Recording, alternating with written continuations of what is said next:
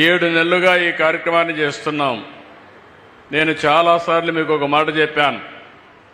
స్వర్ణ ఆంధ్రప్రదేశ్ కావాలంటే ముందు మీ ఆలోచన విధానం మారాలి.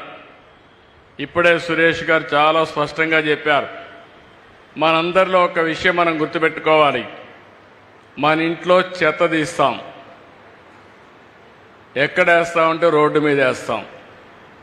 అంటే ఇల్లు మంది, ఆ రోడ్డు మాత్రం మంది కాదు. అక్కడి నుంచి ఆ ఇంట్లో రోడ్డు మీద ఉండే చెత్త అంతా కుళ్ళి మళ్ళీ ఆ వాసన రూపాన మీ ఇంటికే వస్తుంది.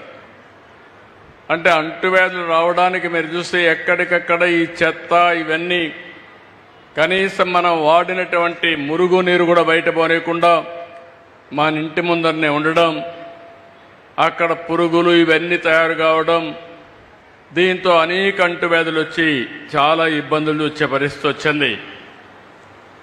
పోయిన గవర్నమెంట్ మీరు చూశారు, చెత్త మీద పన్నేశారు కానీ చెత్త కూడా తీలే.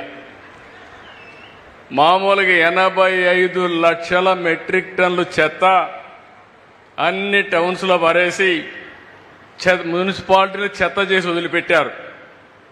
ఈరోజు ఈ ప్రభుత్వం ఒకటే ఆలోచించాం. మా మంత్రికి చెప్పాను, మా డిపార్ట్మెంట్ చెప్పాను.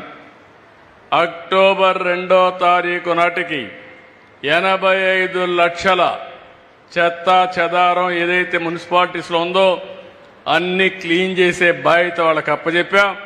తప్పకుండా 100% జయప్రదం అవుతుందని చెప్పి మీ అందరికీ హామీ ఇస్తున్నా.